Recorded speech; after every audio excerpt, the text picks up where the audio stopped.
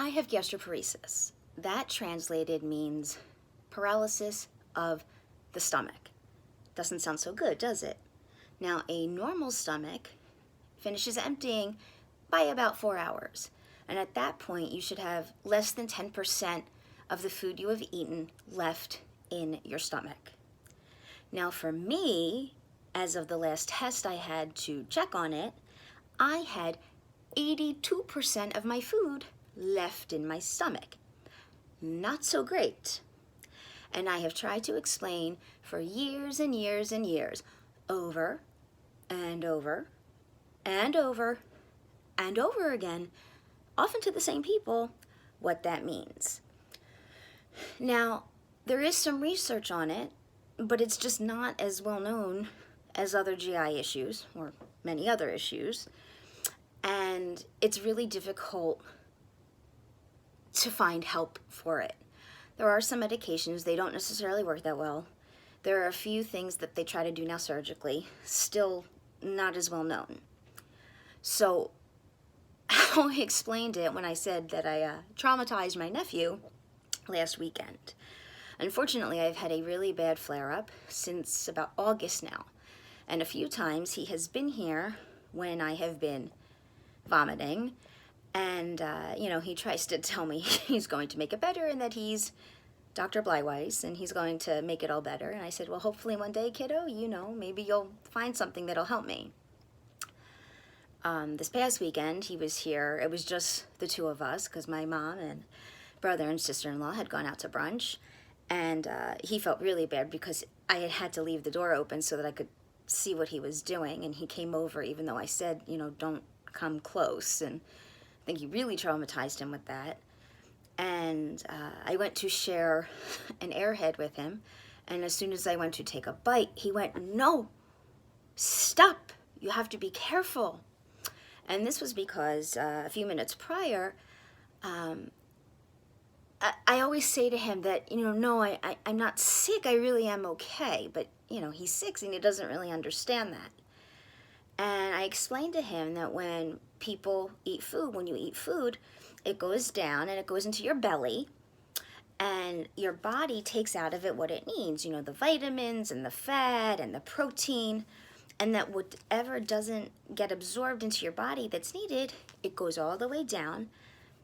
And then when you poop, the rest of it comes out.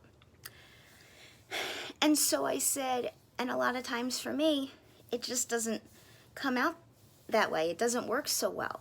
And so my food a lot of the time sits in my stomach for a really long time. And it makes me feel sick. And if it's not going down, it has to come up so that I can start to feel better. And so we were painting. I had gotten him something for Valentine's Day and he was painting it. And we were sitting at the table and I had taken out the piece of candy and I split it and I gave it to him and I went to take a bite. And he was very upset and told me I couldn't eat it and that I would get sick and it was going to stay in my stomach and I was going to throw up. And I thought, wow, this kid at 6.5 understands it better than anybody else that I have ever tried to talk to about it. He gets it. And I thought, maybe if I said it that way to everybody else, maybe they would just finally get it. It really, yes, it's more complicated than that, but at the end of the day, that's how simple it is.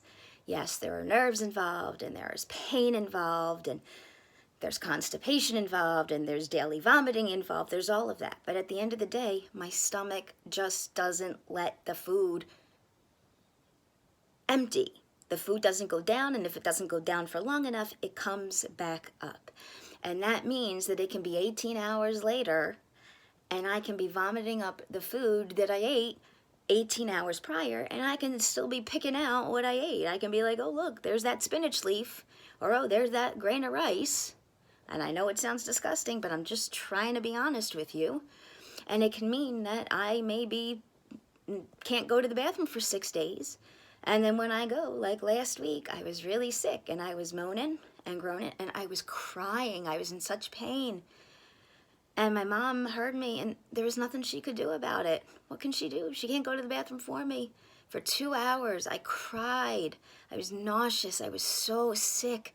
And there are times that I'm vomiting and trying to go to the bathroom at the same time. It is not pretty.